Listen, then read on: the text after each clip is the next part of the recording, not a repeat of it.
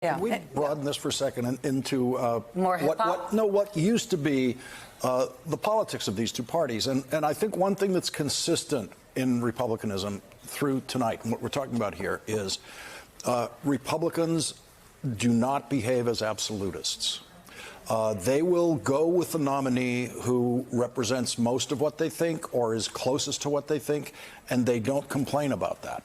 You can't look back at any Republican presidential campaign and find something comparable to the Democratic nominee being complained about because he's not strong enough on climate or she's not strong enough on, international trade the way we want her to be.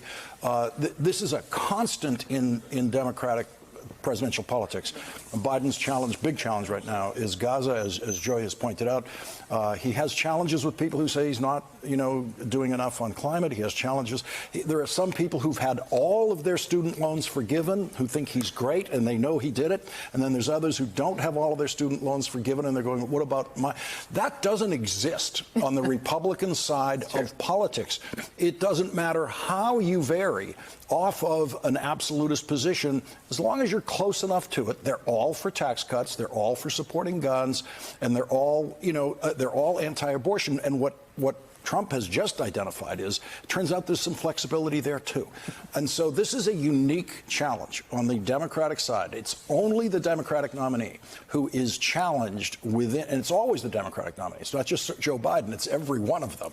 Hillary Clinton had real problems because she said the Trans-Pacific Partnership, which actually was the best negotiated trade agreement in American history, she said it was the gold standard of trade agreements, and she had to back off and become opposed to it. Yeah. In order to hold that coalition together. Nothing like that ever happens on the Republican side. And that's because, Jamelle Bouie was on my show this week making a similar point about basically that there's policy trading happening in the Democratic coalition, right? There's concrete things you want from government, right? There's concrete policies. It's voting no on TPP, or it's student loan forgiveness, or it's an end to the war in Gaza. Real and pressure. World problems These are government action could exactly. address. Yes. And the Republican Party has increasingly operated outside of actual tangible policy trading. And so there was a few funny moments actually where Haley, I saw her in Iowa trying to go at Trump on ethanol and fuel standards. Right. And I'm just thinking that 12 years ago maybe works, but they don't care, man. Yeah, you think you're going to win on some They don't have a platform.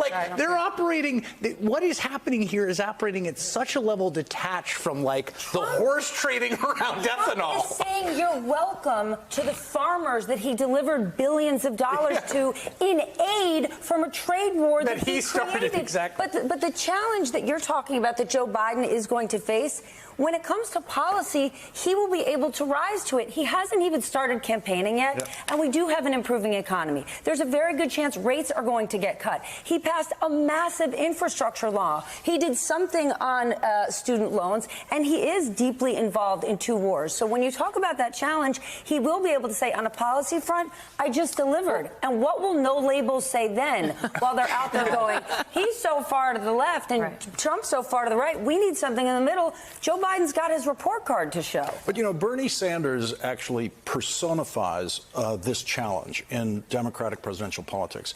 And he personifies it in a great way, because there's no one to the left of Bernie Sanders historically in the United States Senate and when he was in the House on virtually every subject. And certainly there was no one to his left as a presidential candidate. But in the end, whether that is the endorsement of the Democratic nominee, Bernie Sanders is always there. In the United States Senate, he goes in wanting a Green New Deal. He wants all of this. But in the end, when the vote for is, the IRA. Here's the thing. It's the thing we can get Joe Manchin on. This is the best we can do. Bernie Sanders votes for it every single time, which is to say, that is the rational compromise process that the Democratic Party requires in order to progress on anything. And Bernie Sanders is also old enough to know and remember, live through the lesson that we're living with right now on this Gaza issue, which was, it is indescribable how alienated the potential Democratic electorate was from Hubert Humphrey as the Democratic nominee in 1968, presumed to continue Lyndon Johnson's war policy, which was already a policy aimed at trying to find peace. running against Richard Nixon. And there was a massive section of the electorate that Bernie Sanders was probably in, certainly knew everyone who was, that said there's no difference. Yeah. There's no difference between Hubert Humphrey and Richard Nixon. And I heard that from, older people. I was in high school. I kept hearing that. I believed that. There was no difference. Turns out there was a massive huge difference. Yeah. One of them was a criminal, and one of them was an honorable person who was dragged into a policy he didn't like and was trying to work his way out of. And so Bernie Sanders knows that lesson of, the voters who did not show up for Hubert Humphrey. By the way, Nixon won by less than 1% of the vote.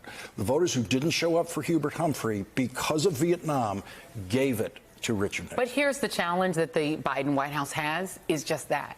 Is he LBJ in 1968? Because to the point that I think everyone here is making, the Democrats are the polyglot party. Well, wait just a second. No, LBJ in 1968 was a wild madman who was in the White House personally picking bombing targets in Vietnam. He was stark raving mad. However, for these young voters, though, Joe Biden is the guy who's in the White House bypassing Congress to continue to send bombs that are being used on Gaza. I'm just telling you the anecdotal evidence from the young people that in my life. There's nothing going on in the Biden White House that is anything like what was happening to LBJ. But that caused him not to run. No, I totally agree. But the issue that the Biden White House has is that the Republican Party is a somewhat monoracial, not completely monoracial, but they're as you said, they're ideologically flexible enough to say all we want is our guy to win. That's all we really care about, is that we want power and we will elect anyone. They would substitute a different god for Donald Trump if one came along and he was somewhat similar. And they will, and they'll just move on, right? They used to worship George W. Bush. Now they worship him. They worship Ronald Reagan. It doesn't matter.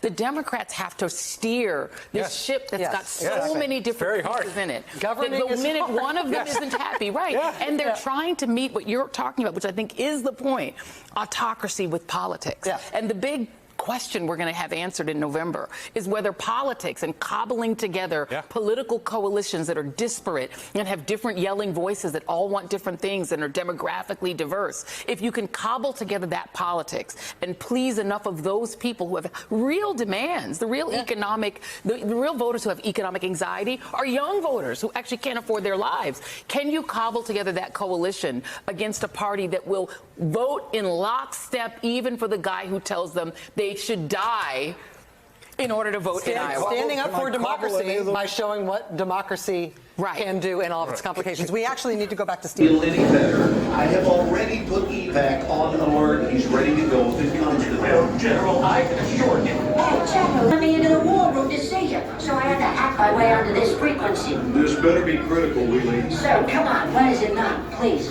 Okay, couple of things. I'm running low on the dough. I was thinking about taking a couple of months sick leave, maybe starting today. And, oh yeah, I intercepted a transmission from Megatron. Then send it through. Yes, sir, right away, sir. And so I was so damn we're good on the other stuff. This is your last warning, insects. Relinquish what remains of the Allspark. So who's the insect? You? What? Who's the insect? Protect you. They were defeated on our world, and we will defeat them here. This was just a diversion. Security, please bring up. Rabbit, she's already inside. Deeds! Give me an update on that reserve. Boss readiness. What was his name? What was it? Evac, sir. Right, evac.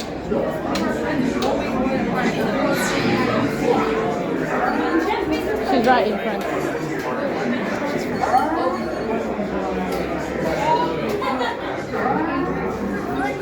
We are facing a heavy, sustained attack.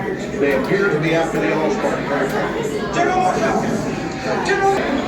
Need this immediately, General. Hold on. National security advisor. Stay down. Pushing it out. There is a celebration. The amateurs are suicide mission.